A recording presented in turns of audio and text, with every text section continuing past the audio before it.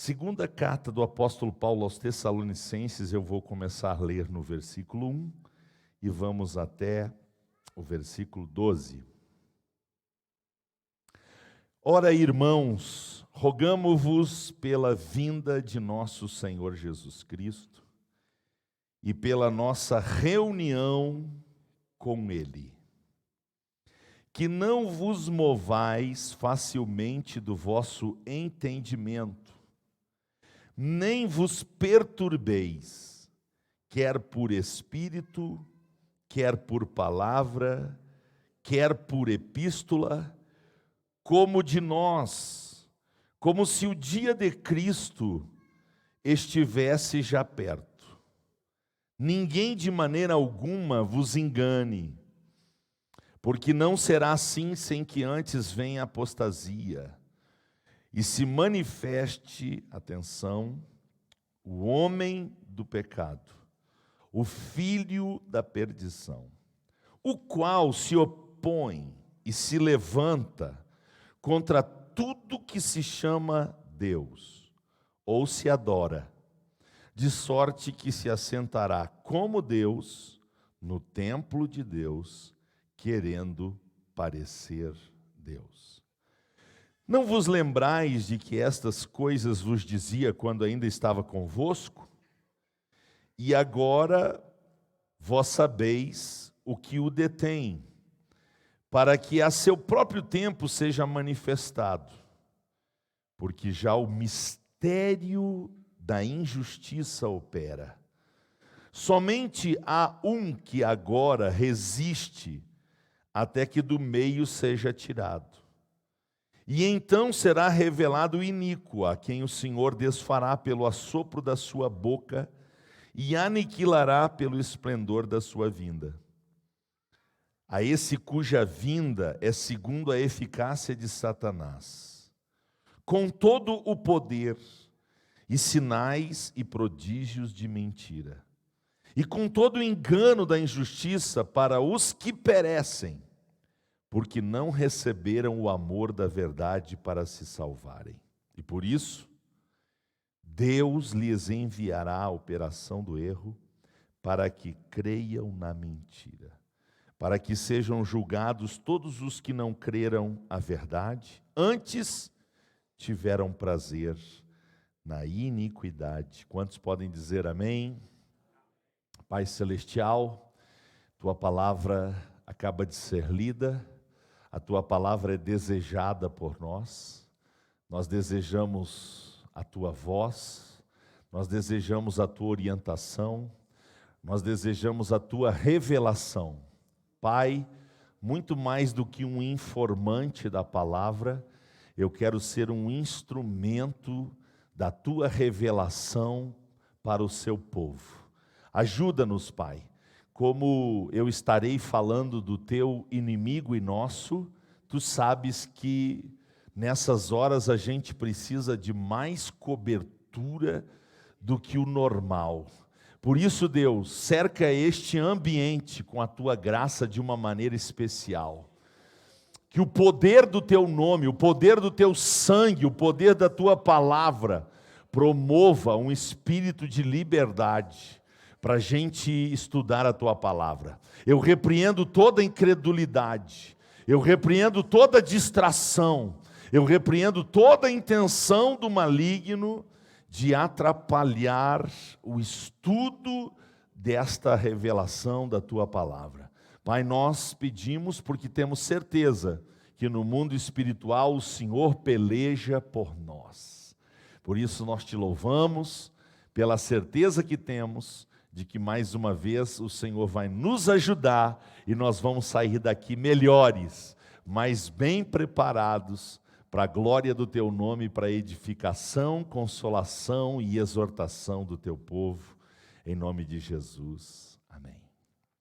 Graças a Deus, os que estão aqui no templo, por favor, retornem aos seus assentos e vamos então estudar, começar a estudar sobre o anticristo, o agente de Satanás, o anticristo, o agente de Satanás.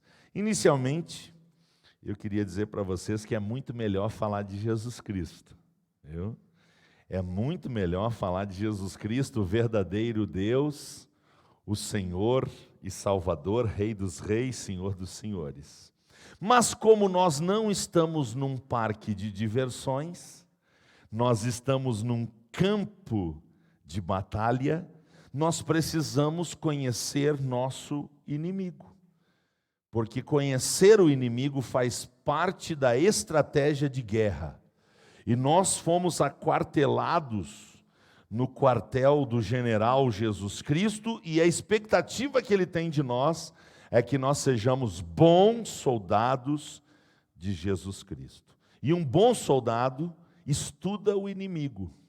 Um bom soldado sabe, antecipa como é que o inimigo vai agir. E a Bíblia, o apóstolo Paulo, que escreveu a carta aos Tessalonicenses, quando escreveu a carta aos Efésios, ele fala das astutas ciladas do diabo. O diabo é astuto, ele é perspicaz, ele é ardiloso, ele age com muita artimanha, e nós precisamos então estudar sobre ele, precisamos conhecer suas características, suas estratégias, sua forma de agir, para que assim possamos vencê-lo, né? Nós precisamos resisti-lo, precisamos vencer. Então é importante que a gente estude sobre o anticristo, tá bom? Então, por mais que seja muito melhor falar de Jesus, nós precisamos eventualmente nos ocupar de estudos que tratam do nosso inimigo, de batalha espiritual, do reino espiritual que combate contra nós como igreja. Muito bem, dito isto, eu já queria, para nós não nos delongarmos, eu já queria ir para o primeiro ponto da nossa meditação. Como eu disse, nós vamos falar de 3 pontos principais. Eu quero falar do apóstolo João, eu quero falar do palco ou do cenário da manifestação do anticristo, e também quero falar dos nomes do anticristo, porque os seus nomes revelam muito do seu caráter e de suas estratégias. Hoje nós vamos nos debruçar sobre isto. Semana que vem, muito provavelmente, nós vamos estudar Daniel 7 e Apocalipse 13, fazer esse paralelo desses 2 capítulos, de Daniel capítulo 7 com Apocalipse capítulo 13, e aí sim, se não versículo por versículo, a gente vai fazer uma análise mais textual, mais voltada para o contexto desses 2 capítulos importantes, porque, já falando do apóstolo João, o profeta Daniel, o estadista Daniel, o irmão Daniel, no Antigo Testamento, está para o Antigo Testamento o que o apóstolo João está para o Novo.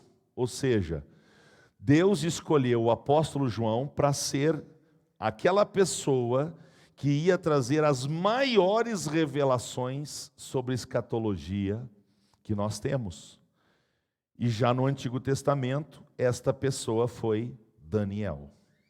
Então, nós precisamos falar um pouquinho sobre o apóstolo João, porque ele é o que mais fala do anticristo no Novo Testamento. Tá? Vamos nos lembrar disso, para não ficar aqui só eu falando sem poder ler o texto. 1 João capítulo 2, verso 18.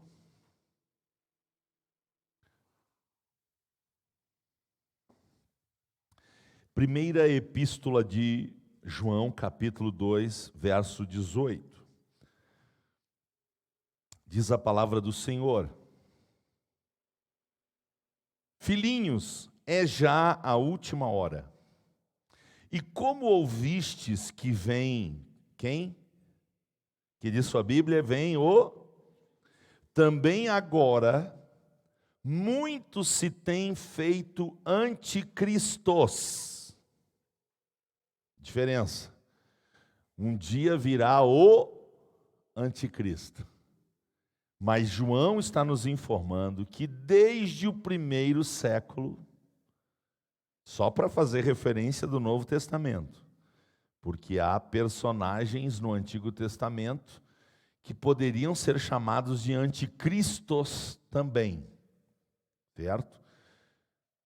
Mas eu não quero abrir agora para falar disso, quero ficar só com o Novo Testamento nesse momento. Então, João escreve que vem o anticristo e que também agora muitos se têm feito anticristos, por onde conhecemos que é já a última hora. É já a última hora. Então vejam o que nós temos que lembrar sobre o tempo, que para Deus 1000 anos é como um dia, e um dia é como, hoje de manhã, na nossa consagração dos obreiros integrados, um dos obreiros orou: Senhor, nós estamos orando há muito tempo. E eu achei graça dessa expressão. Porque o que é muito tempo para Deus? O que é muito tempo para Deus? Nós estamos orando há muito tempo, Deus. Eu acho que Deus também achou graça. Acho que Deus deu uma risadinha. Eu não cheguei a rir, mas acho que Deus deu uma risadinha. Porque o que é muito tempo para Deus? Para o Senhor, se João, inspirado pelo Espírito Santo, escrevendo há quase 2000 anos atrás, disse que já é a última hora, imagina como é que Deus lida com essa questão do tempo. Muito bem, versículo 22, mesmo capítulo, mesma epístola. Quem é o mentiroso senão aquele que nega que Jesus é o Cristo? É o, que diz sua Bíblia, esse mesmo nega o Pai e o Filho. Nega o Pai e o Filho. Aqui é uma bomba nos unicistas. Uma bomba nos unicistas. Quem são os unicistas? Aqueles que acreditam que não existe Pai, Filho e Espírito Santo. Não existem 3 pessoas na essência divina. Os que zombam disso, os que debocham disso, tomaram uma bomba agora. Porque o texto está falando aqui de 2 pessoas. A pessoa do Pai e a pessoa do... São a mesma pessoa? Não. Entenda isso. Não são a mesma pessoa. A pessoa do Pai é uma, a pessoa do Filho é outra, a pessoa do Espírito Santo é outra. É importante que você tenha isso bem claro, para que quando você vá orar, você ore se dirigindo às pessoas certas. Um dia desses, um pastor numa live, orando, quando terminou a sua oração, ele disse: e eu oro em nome do Pai, do Filho e do Espírito Santo. E eu fiquei perguntando a mim mesmo: orou para quem? Para quem orou esse pastor em nome do Pai, do Filho e do Espírito Santo? Será que ele acredita que existe uma 4ª pessoa que estava ouvindo a oração dele? Então, por ignorância nas Escrituras, por ignorância nos detalhes da Escritura, você seguidamente vê as pessoas orando assim: Senhor Jesus, nosso Pai. Ué, como é que Jesus é Pai? A Bíblia revela que Ele é. Então Jesus disse: quando orardes, vocês devem orar em meu. Então eu tenho que fazer isso bem claro na minha mente, para mim não fazer uma maçaroca, certo? Para não fazer uma maçaroca, tá bom? Então, cuidado, que quem nega o Pai e o Filho está sob a influência de quem? Está sob a influência do anticristo. E tem uma galera de unicistas aí que vocês não têm ideia. Posso citar um? Voz, deveria ser voz da mentira, mas eles são chamados de voz da verdade. Voz da verdade é unicista. Eles debocham de quem crê no Pai, no Filho e no Espírito Santo. Eles debocham, eles dão gargalhadas. E infelizmente quem não conhece a Bíblia, ouve os hinos dele, compartilha e gosta, e eles têm milhões de seguidores, gente que não estuda a Bíblia, certo? Então vamos ter cuidado com os unicistas, porque os unicistas, segundo a Bíblia, estão baixo a influência do anticristo, tá bom? Se você gosta do Voz da Verdade, é difícil de dizer amém, glória a Deus, né? Levantar a mão, mas paciência, o meu compromisso é com a Bíblia, meu compromisso não é com quem gosta ou não gosta de Voz da Verdade, tá bom? Glória a Deus. Muito bem, vamos adiante, capítulo 4, verso 3. 1 João, capítulo 4, verso 3. Todo espírito que não confessa que Jesus Cristo veio em carne, não é de Deus, mas este é o espírito do qual já ouvistes que há de vir, e eis que já está no mundo. Olha que informação. Quem que está no mundo, o anticristo ou o espírito dele? O espírito dele já atua no mundo desde o primeiro século, só para a gente fazer referência ao Novo Testamento. Vamos à segunda epístola de João, versículo de número 7. Segunda epístola de João, versículo 7. Que diz a sua Bíblia: porque já muitos enganadores entraram no mundo, os quais não confessam que Jesus veio em carne. Este tal é o enganador e o anticristo. Ok? Muito bem. Agora, tirando o Apocalipse, e eu até poderia citar Apocalipse com a expressão anticristo, porque no Apocalipse essa expressão não aparece largamente. Tirando o apóstolo João, eu quero desafiar você a achar a palavra anticristo em outro livro da Bíblia. Você pode citar, por favor, a palavra anticristo em outro texto da Bíblia? Quem lembra? Quem lembra? Mateus, Marcos, Lucas, João, Atos, Romanos, 1 e 2 Coríntios, Gálatas. Você lembra? Onde que está a palavra anticristo que não seja por João? Não pensem mais, não pensem, não procurem. Não há. Não há. João é o homem escolhido por Deus. É aquele homem santo que a gente leu lá em 2 Pedro, que foi escolhido por Deus para trazer esta revelação. Na nova aliança, ele é o homem escolhido por Deus para falar. Então, João é esse escritor bíblico. Ele escreveu 5 livros dos 27 do Novo Testamento. 5 foram escritos por ele: o Evangelho de João, a primeira, segunda, terceira epístola e o livro de Apocalipse, tá? Então, João é um escritor expressivo. João, juntamente com Paulo, escreveram quase 20 livros. Se Paulo escreveu a carta aos Hebreus, são 20 livros escritos só por João e Paulo. Sobrou 7 livros para todos os outros. Então vejam que são escritores relevantíssimos, importantíssimos do Novo Testamento, da Nova Aliança. O apóstolo Paulo e o apóstolo João são escritores muito importantes do Novo Testamento, da Nova Aliança. João, irmãos, foi o que mais combateu os gnósticos, certo? Quem eram os gnósticos?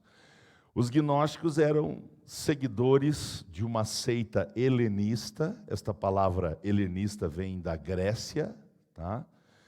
E lá do centro do saber humano, a Grécia, haviam muitas filosofias, algumas filosofias místicas, E nessas filosofias místicas surgiram então os gnósticos, ou o gnosticismo. E no primeiro século haviam muitos mestres gnósticos espalhados pelo mundo inteiro. Um famoso mestre gnóstico era Cerinto, um homem de ascendência judaica que foi educado em Alexandria e era um expressivo mestre gnóstico. E o que ele tinha como base? Negar o nascimento virginal de Cristo. Ele não concordava, ele não aceitava a doutrina do nascimento virginal de Cristo. Ele não aceitava a encarnação de Cristo. E o que ele aceitou é que o Espírito de Cristo operou durante um pequeno tempo sobre um homem. Mas ele admitia muito mais a possibilidade de um Espírito Deus do que um homem Deus. Se você prestou atenção no que você leu em João, o que ele estava fazendo? Ele estava negando que Jesus veio em carne. Quem é que inspirava a mente de Cerinto? O Espírito de Anticristo. Tá?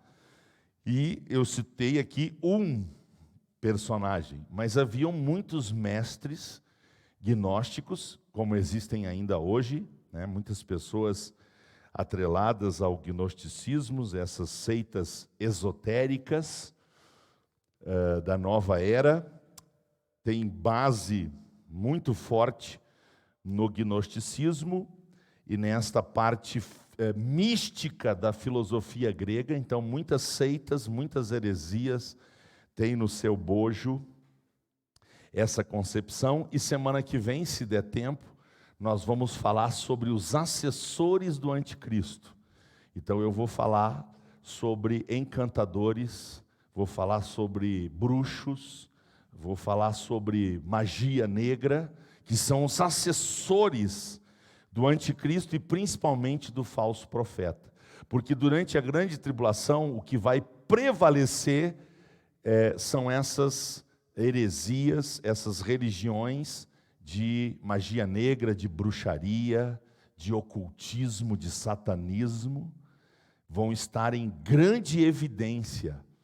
E isso tem a ver com Daniel 7 e Apocalipse 13. Eu não sei se eu vou conseguir chegar nessa parte religiosa aí, mas vamos lá, sem pressa nós vamos caminhando. Glória a Deus. Então, meus irmãos, queria primeiro fazer essa constatação.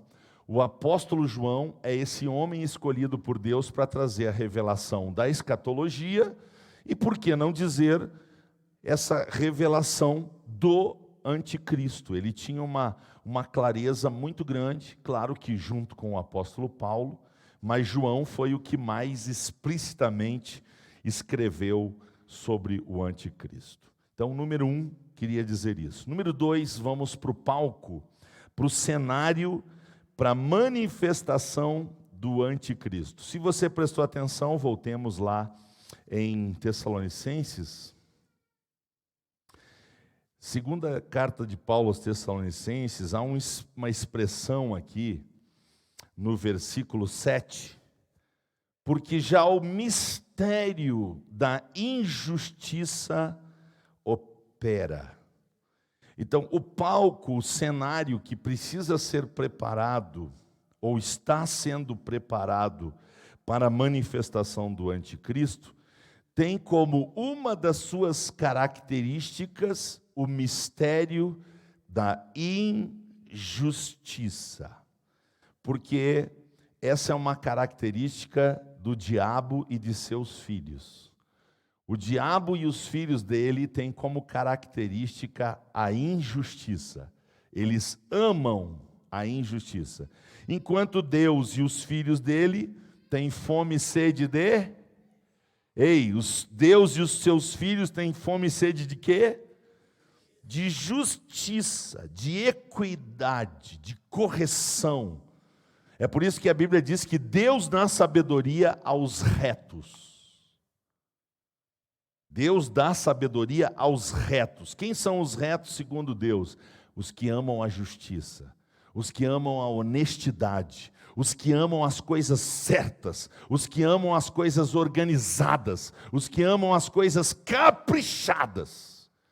Essas pessoas, Deus dá sabedoria para ela. Os malandros, os espertos, os espertinhos, malandrinho, aqueles que vivem de maracutaia, vivem de trapaça, vivem dando jeitinho brasileiro, não têm a sabedoria divina e estão sob influência do espírito do mal, certo? Então, esse mistério da injustiça faz parte dessa plataforma e coopera para a existência de anticristos no mundo. Vamos ler rápido 2 Coríntios 4:4. 2 Coríntios 4:4. Esse Deus que opera nos séculos, tá? Nas eras. Por isso que aqui ele é chamado, em 2 Coríntios, Satanás é chamado de o Deus deste século. O século que for lido esse texto, ele é o Deus daquele século. Então, quando foi lido esse texto no 2º século, ele era o Deus daquele século. Quando foi lido no 8º século, pois ele era o Deus daquele século. Quando foi lido no século passado, século 20, ele era o Deus deste século. Tá? Então, o Deus desse século cegou o entendimento dos incrédulos para que não lhes resplandeça a luz do Evangelho da glória de Cristo, que é a imagem de Deus. 1 João 5:19. 1 João 5:19. Diz o texto sagrado: sabemos que somos de Deus e que todo mundo está no... Por isso que antes de começar o culto, eu estava lembrando na minha oração que eu não sou deste mundo. Você é? Eu não sou desse mundo. Você também não é? Então nós não estamos em casa. Tá? Nós não estamos em casa. Nós não somos deste mundo. Assim como Jesus deste mundo também não era quando esteve aqui. Pai, assim como eu não sou deste mundo, eles também não são. Assim como tu me guardaste do mundo, guarda eles também do mundo, livrando eles do mal. Então nós não somos deste mundo, porque este mundo está debaixo do maligno. Maligno, muito bem. Então, anota aí, por favor: injustiça, malignidade. O cenário para a manifestação do anticristo é um ambiente de injustiça e de malignidade. Voltemos para 2 Tessalonicenses, capítulo 2, verso 3. Voltemos para 2 Tessalonicenses. Revelação que o apóstolo Paulo teve. Eu quero chamar a atenção de vocês para uma expressão que tem um artigo definido. Tá? Sempre houve apostasia, sim ou não? Em todos os tempos, sempre houve quem abandonou a fé. O apóstolo Paulo fala dos náufragos da fé. Ele cita pessoas que abandonaram a fé, lhe deixando o ministério para trás. Então sempre houve apostasia. Agora olha o que o apóstolo Paulo vai escrever. Preste atenção, versículo 3. Ninguém de maneira alguma vos engane, porque não será assim sem que se manifeste ou sem que venha, olha só, a apostasia. Então vai ter um período na terra em que a apostasia vai se manifestar como nunca antes. Tá? Então vai ser um tempo de muito abandono da fé e da verdade. Número 1, injustiça. Número 2, malignidade. Número 3, apostasia. A apostasia. Tá? Então vai haver um abandono da fé e da verdade como nunca houve. Se os pós-tribulacionistas estão certos, quando Jesus disse, porventura achará o Filho do Homem fé na terra, esse texto se refere à grande tribulação. Se eles estão certos, esta palavra de Jesus vai se cumprir na grande tribulação, porque a grande tribulação vai ter mais apostasia do que fé. Vai ter mais abandono da fé do que aceitação da fé. Que coisa tremenda vai ser esse tempo. Por isso, a apostasia, certo? É definido, né? Assim como anticristos, o anticristo. Então, chegará o tempo da manifestação do anticristo. Agora, muitos anticristos têm se feito.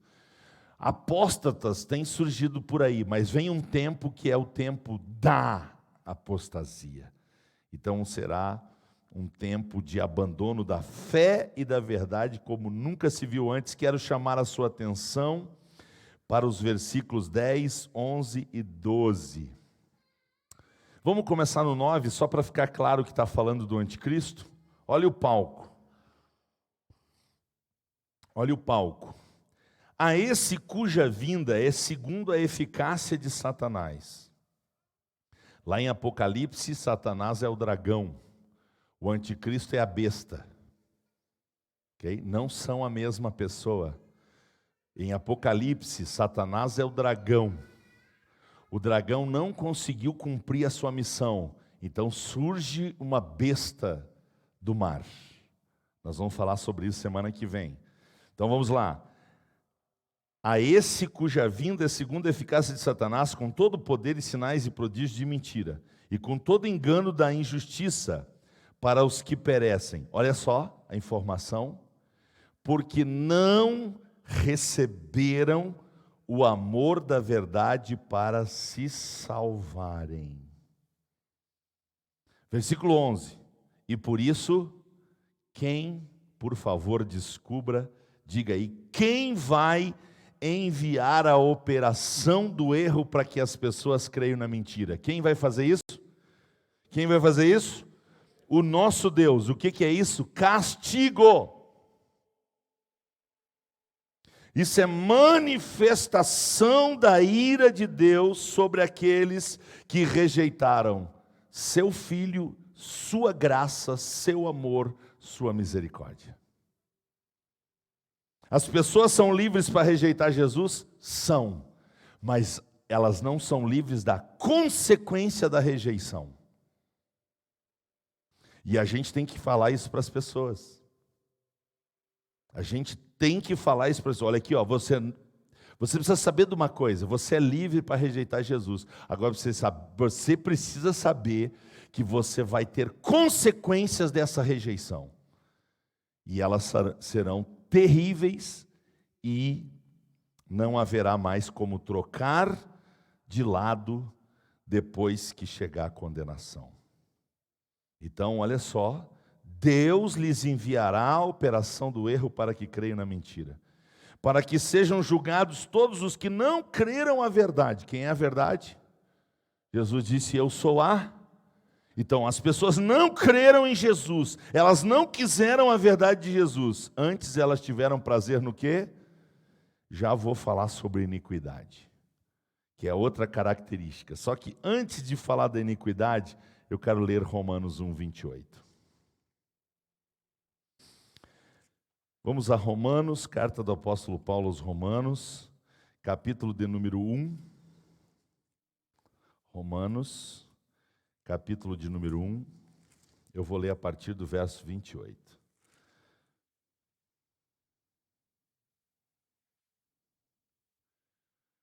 E como eles não se importaram de ter conhecimento de Deus, e como eles não se importaram de ter conhecimento de Deus, assim Deus os entregou a um sentimento perverso, para fazerem coisas que não convêm, estando cheios de toda iniquidade, prostituição, malícia, avareza, maldade, cheios de inveja, homicídio, contenda, engano, malignidade, sendo murmuradores, detratores, aborrecedores de Deus, injuriadores, soberbos, presunçosos, inventores de males, desobedientes ao pai e à mãe, nécios, infiéis nos contratos, sem afeição natural, irreconciliáveis, sem misericórdia, os quais, conhecendo a justiça de Deus,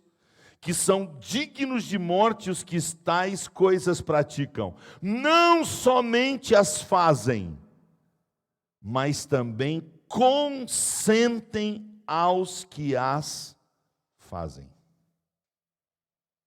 Ei, esse texto e o texto de 2 Timóteo 3, 1 a 5 não são um retrato fiel da nossa sociedade? São ou não são? Por que a sociedade está assim? Não dê ao diabo o que ele não pode fazer. Viu? Não diga que o diabo comanda tudo. Não, Deus entregou essas pessoas ao diabo. Assim como Deus vai entregar um espírito de mentira às pessoas que não creram na verdade. Quem vai fazer isso? Deus. Ó diabo, pode fazer o que tu quiser dessas vidas. Então, se alguém leu o meu status hoje, deve ter lido. A igreja é para todos, mas a igreja não é para tudo. A igreja é para todos, mas a igreja não é para tudo. Por quê? Porque estão querendo fazer a gente engolir que a gente tem que aceitar homossexualidade, adultério, divórcio, mentira, caloteiro, sem vergonha, que a gente tem que admitir. Ei, a igreja é para todos, mas a igreja não é para tudo, não. Nós temos que receber as pessoas como elas são e como elas estão, mas é para elas mudar porque o evangelho é poder. E se alguém está em Cristo, e as coisas velhas tem que passar. Porque o verdadeiro evangelho transforma, muda. Então as portas estão abertas para os caloteiros, mas aqui eles vão ter que mudar de vida. As portas estão abertas para a homossexualidade, mas aqui vai ter que mudar de vida. E assim eu poderia ficar falando dos bêbados, os glutões, os beberrões, e tantas coisas, ok? Então, a igreja é para todos, mas a igreja não é para tudo. Igreja não é arraial do pecado. Igreja não é clube social, igreja não é festinha. Igreja é a casa do Deus vivo. E estudando a Bíblia, a gente aprende na casa do Deus vivo como ser um filho de Deus de verdade.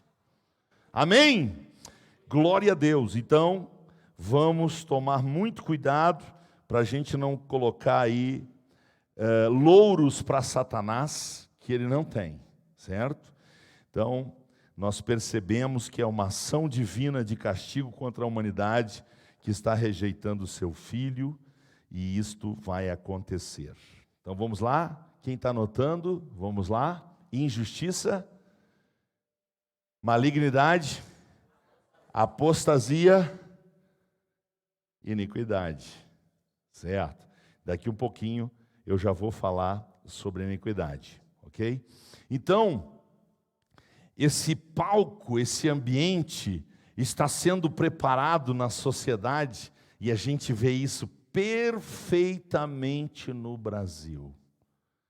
A gente vê essas características abundando na nossa nação. Tá? Não que em outras partes da terra não tenha. Então, essa manifestação, esse palco que está preparado, ele está sendo preparado porque vai acontecer a revelação do anticristo. Quando? Vai acontecer na grande tribulação. Vamos ler? Mateus 24.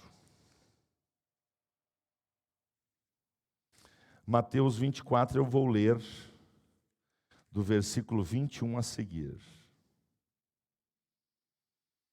Mateus 24, a partir do versículo 21. Porque haverá então grande aflição, como nunca houve desde o princípio do mundo até agora. Nem tampouco haverá jamais. E se aqueles dias não fossem abreviados, nenhuma carne se salvaria. Mas por causa dos escolhidos serão abreviados aqueles dias. Então, se alguém vos disser, eis que o Cristo está aqui ou ali, não deis crédito. Porque surgirão falsos cristos, falsos profetas, e farão tão grandes sinais e prodígios, que se possível foram, enganariam até os escolhidos. Que tempo é este? Os 7 anos da grande tribulação. Semana que vem, se Deus permitir, nós vamos dar sobre Daniel, e eu vou dar uma pincelada sobre as 70 semanas de Daniel, segundo a nossa interpretação dispensacionalista, pré-tribulacionista. Só falta uma semana. Só falta uma semana para cumprir as 70 semanas que Deus mostrou para Daniel. Então, a manifestação do anticristo vai se dar no período da grande tribulação, um período de 7 anos. Um período em que esse personagem vai emergir da terra, certo? Ele vai emergir das nações e ele vai promover um período de injustiça como nunca se viu na história da humanidade. E isso vai promover esta grande tribulação, esta grande aflição que está escrito aqui em Mateus 24, 21, na versão que eu li para vocês. Então, vamos lá, entender o que é iniquidade. Tá? A palavra iniquidade, ela tem a sua origem na palavra grega anomia. Anomia. Nomia é lei. O pessoal aí do direito sabe disso. Nomia é lei. O que é uma anomia? Ausência de lei. Sem lei. Certo? Então, o que o diabo vai promover? Abaixo as regras. Abaixo as leis. Ele vai promover uma verdadeira anarquia, para que cada um viva como quiser. O mundo está sendo preparado para isso, sim ou não? O mundo está sendo preparado para isso? Então, a base da filosofia do anticristo será a doutrina do relativismo. Tudo é relativo, porque tudo depende do ponto de vista de cada um. Não existe verdade absoluta, vai dizer o anticristo. Não existe verdade absoluta, não existe. Cada um faz a sua própria lei. Cada um estabelece suas próprias regras. E vocês sabem que eu já falei aqui, e isso vai se confirmar na grande tribulação. Né? Vai se confirmar. Hoje, uma pessoa diz, eu tenho prazer em fazer sexo com pessoas do mesmo sexo que eu. Eu sou homem e eu gosto de fazer sexo com homem. Então, já está garantido que ninguém pode ir contra isso, porque é homofobia, e é preconceito, discriminação, e papai, vocês conhecem toda a história, ok? Na grande tribulação, o adulto vai dizer assim, eu sinto prazer em fazer sexo com criança.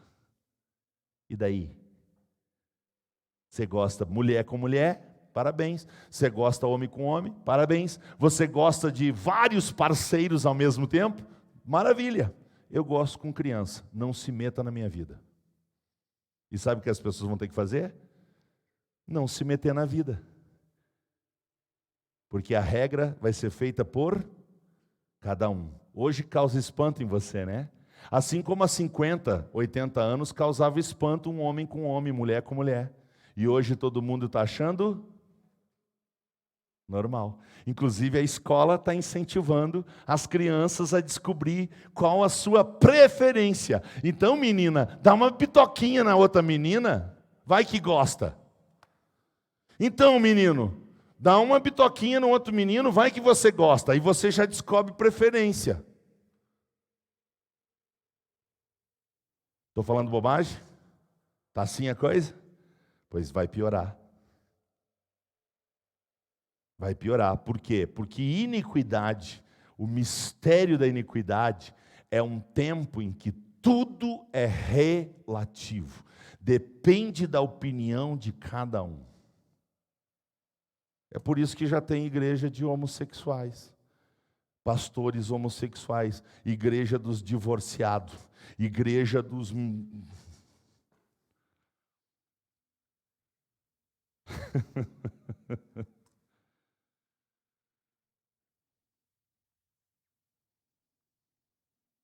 Certo?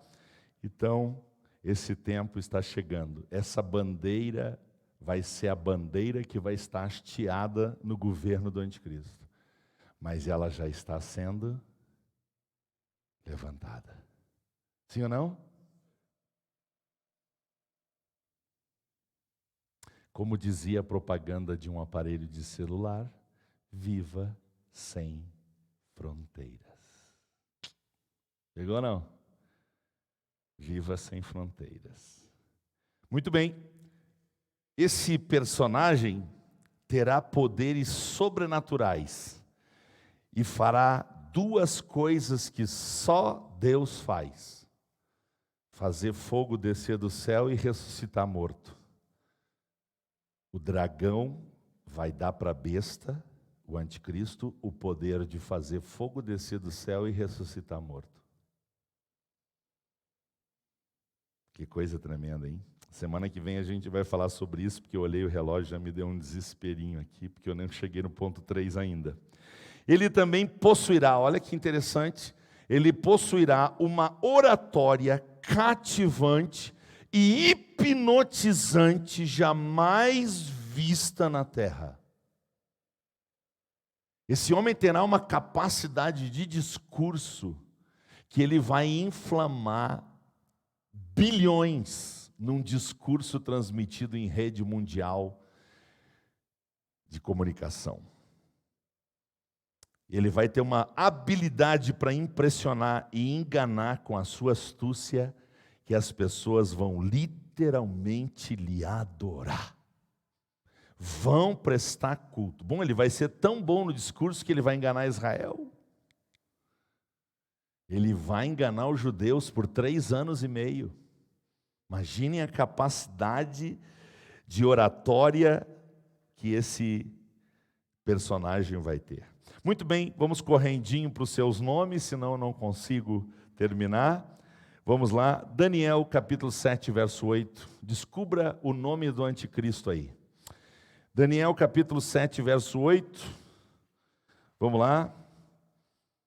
Eu vou pedir para o Ailton procurar Daniel 8, 23. Quem está em casa vai anotando aí, tá? Porque eu não vou conseguir ler todos os textos. Então nós vamos identificar aí os nomes do anticristo. Eu vou pedir para o Carlos abrir Daniel 9, 26. Eu vou pedir para o Léo abrir Daniel 9, 27. Eu vou pedir para a irmã Ivonira ler Daniel 11, 36. Eu vou pedir para o Eduardo Bocchese, por favor, 2 Tessalonicenses 2 e 3. Vou pedir lá atrás para o Rafael ler 2 Tessalonicenses 2 e 8. O Jorge lê Apocalipse 13, verso 1. E um voluntário aí para o último texto, tem? Um voluntário? Está lá, o Márcio. Márcio lê Apocalipse 17, 11. Tá? Vamos lá. Como que o anticristo é chamado em Daniel 7, 8? Quem que ficou de ler esse texto? Acho que eu não escolhi ninguém, né? Era eu mesmo. Ih, caramba. Mas vamos lá. Leia aí.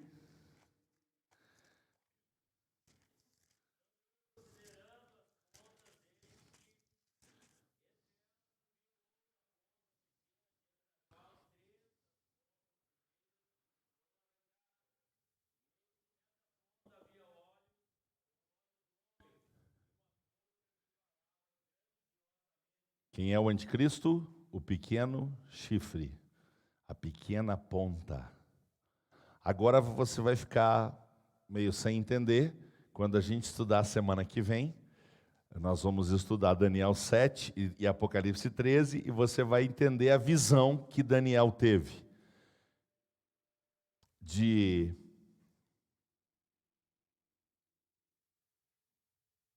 Estou pensando no tempo, só um pouquinho para não falar bobagem. Porque um fala de trás para frente, o outro fala de frente para trás. Só para mim não me atrapalhar aqui no tempo, quem fala o quê? Para mim não correr bobagem, semana que vem eu digo para vocês. 8:23, como é que o anticristo é chamado?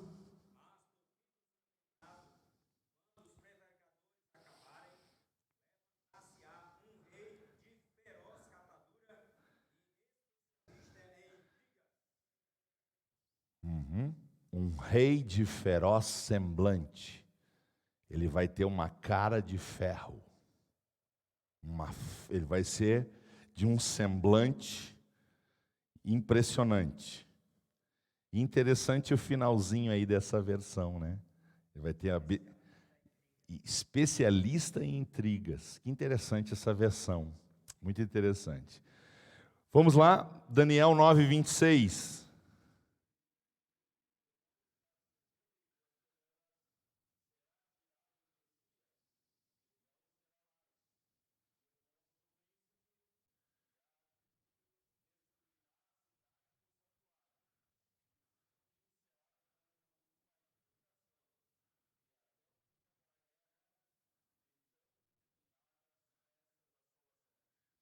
Esse é um versículo profético, e num versículo profético pode haver um grande espaço de tempo. Será tirado o Messias, está falando de Jesus quando voltou aos céus. Quando fala do príncipe que há de vir, está falando do anticristo. Veja quanto tempo, quanto espaço há num versículo. Por quê? Porque esse é um versículo profético. No texto profético, isso é muito comum acontecer. Então vamos lá. O pequeno chifre, o rei feroz de semblante, o príncipe que há de vir. Daniel 9:27, quem ele é?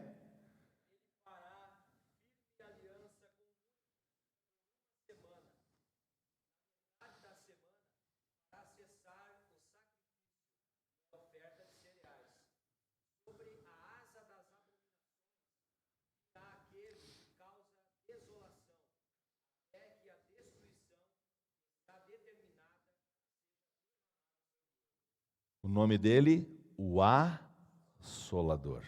A gente vai dar uma estudada sobre essa palavra, porque a gente não está acostumado com a palavra, né? Assolação, assolador. Semana que vem eu vou aprofundar para a gente entender o caráter do anticristo, a sua personalidade, né? Vamos para Daniel 11:36. Quem é o anticristo aí?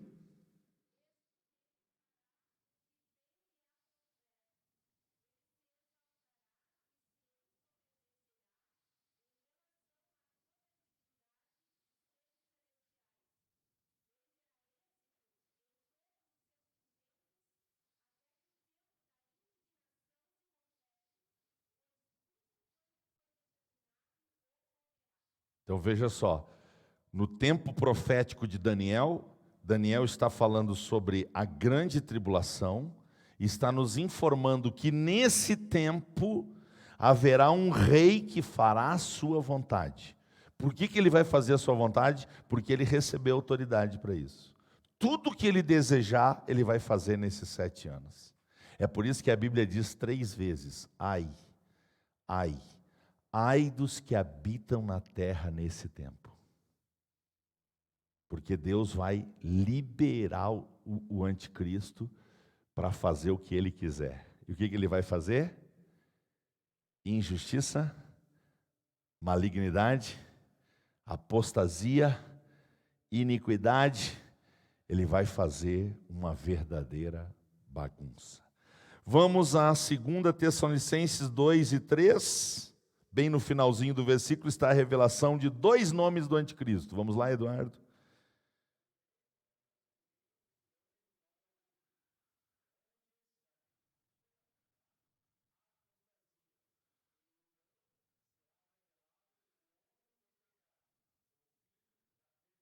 Olha o caráter do anticristo. Quem é ele? É o homem do pecado. Já pensou assim, está chegando o homem do pecado aí. Está chegando, quero te apresentar o filho da perdição. Miserável. Já pensou? Esse é o caráter do anticristo. Essa é a sua personalidade. Vejam, os nomes revelam isto. O homem do pecado, o filho da perdição. 2 Tessalonicenses 2:8, olha como que ele é chamado.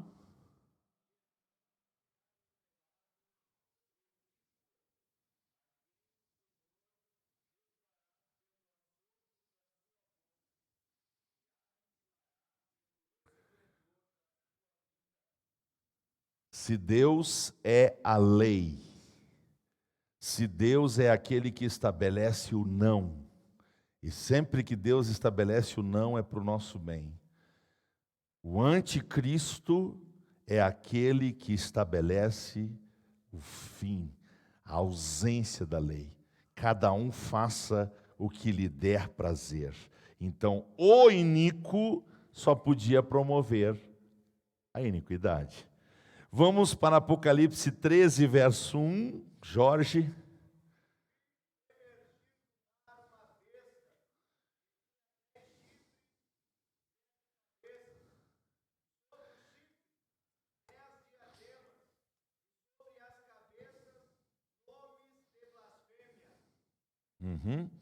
Então, o anticristo é a besta que emerge do mar. Semana que vem vou explicar essa linguagem, tá? Nós temos uma linguagem simbólica, tá? Mar aí não é água, tá?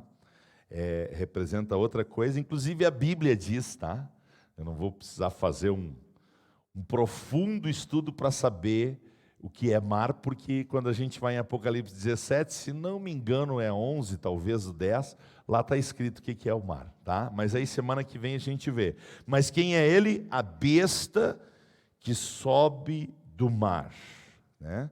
Então, está vindo aí a besta, e não é aquele carro coreano, né, que foi inventado, agora saiu de moda, né? Não, está vindo uma pessoa com bestialidade, é nesse sentido, né? A sua bestialidade, nós vamos entender essa expressão. Vamos para, então, o último texto, Apocalipse 17, verso 11.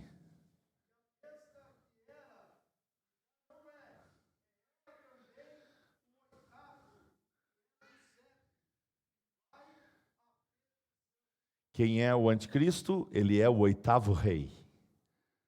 Tá? Fora de contexto, a gente fica sem entender, mas interessante é que apesar de todas essas características malignas que ele possui, ele vai ter reinado. Ele vai ter principado, ele vai ter reinado, ele vai ser uma grande autoridade. Tá? E isso é importante a gente saber. Irmãos, para encerrar a nossa introdução, eu queria citar para vocês uma frase que foi dita recentemente por uma das maiores autoridades mundiais na última conferência da ONU.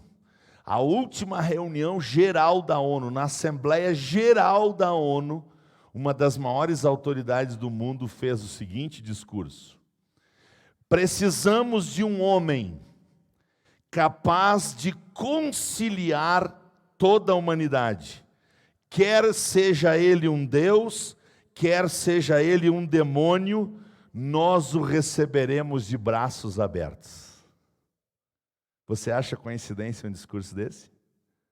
Uma das maiores autoridades do nosso planeta discursa na Assembleia das Nações Unidas e faz, entre tantas coisas que ele disse, essa é uma frase tirada do seu discurso, tá? Lá no meio do seu discurso, sutilmente, ele declara: precisamos de um homem capaz de conciliar toda a humanidade, quer seja ele um Deus ou um demônio, e nós o receberemos de braços abertos. O que o mundo está clamando? O mundo está clamando pelo anticristo e não sabe. Acha que está clamando pela ajuda divina, mas na verdade está clamando pela manifestação. E meus irmãos, se você e eu dermos uma espiadinha na sociedade à volta, se nós dermos uma espiadinha no que está acontecendo nas instâncias de poder, o que está acontecendo com as nações, o que está acontecendo com a terra, só vem uma certeza ao meu coração, espero que venha ao teu também, que nós estamos no fim. É última hora da igreja na terra. Nós estamos nos aproximando do fim. Irmãos, eu creio tanto nisso, mas eu creio tanto nisso que eu tenho expectativa de não morrer. Vocês acreditam nisso? Eu tenho expectativa de não experimentar a morte e ir para o céu ainda vivo. Eu creio que o Senhor vem, aleluia, a qualquer momento Ele vem para buscar a sua igreja. Portanto, mesmo que a gente hoje tenha falado tanto do anticristo, vamos cantar Jesus? Vamos cantar Jesus? Fica de pé, por favor. Vamos cantar Jesus. Vamos cantar uma das características de Jesus. E ele seria chamado, sabe de quê? Galileu. Galileu. Vamos adorar o Galileu? Amém? Aleluia. Aquele que veio, nasceu numa estrebaria de uma virgem lá em Belém. Aos 12 anos foi visto entre as autoridades com muita sabedoria e inteligência. Aos quase 30 anos se batizou lá no Jordão por João Batista. E veio sobre ele o Espírito do Senhor. E aí ele começou o seu ministério. Ele treinou homens para revolucionar o mundo. E nós estamos aqui por causa da sua obra. Vamos adorá-lo porque ele morreu, mas ele está vivo, e Ele governa, e Ele é o nosso desejado. Aleluia, aleluia. Vamos exaltar o nome do Senhor. Ei, tá frio? Vamos com palmas. Aleluia.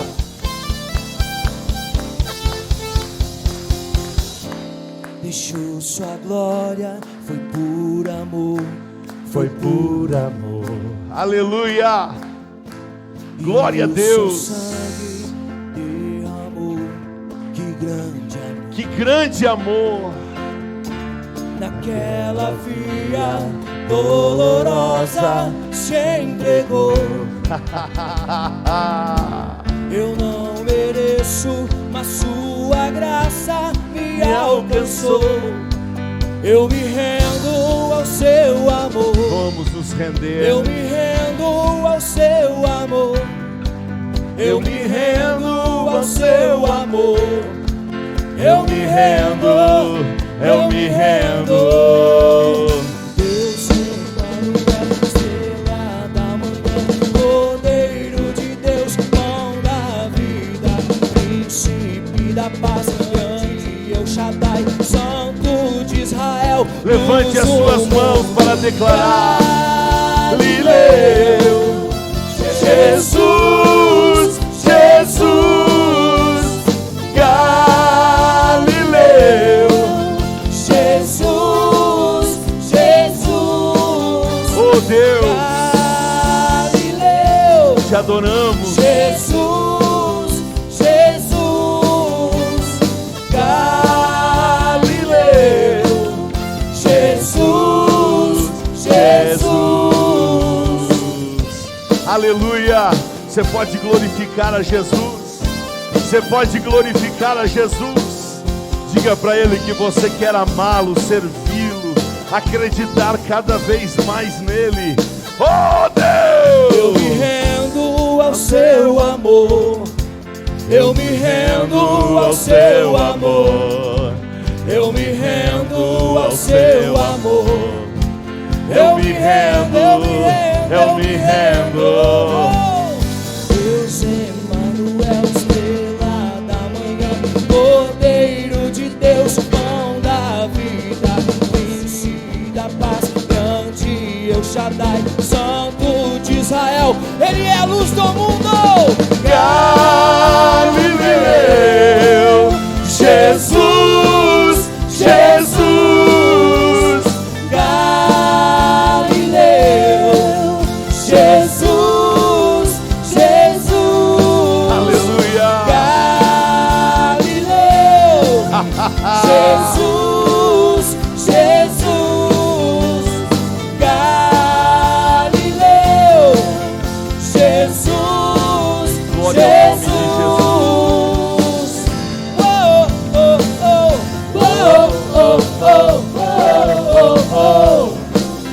aleluia.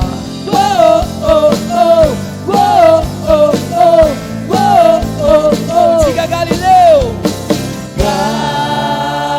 Galileu, Jesus, Jesus, Galileu, Jesus, Jesus, Galileu, Jesus, Jesus, Galileu, Jesus, Jesus. Glória a Deus, adore ao Rei, o Rei dos Reis, o Senhor dos Senhores, o maravilhoso. Oh, aleluia, glória ao nome de Jesus. Meus irmãos, com as mãos levantadas em sinal de rendição, eu quero orar com você, Querido Pai, nós estamos vivendo um tempo muito importante da nossa existência.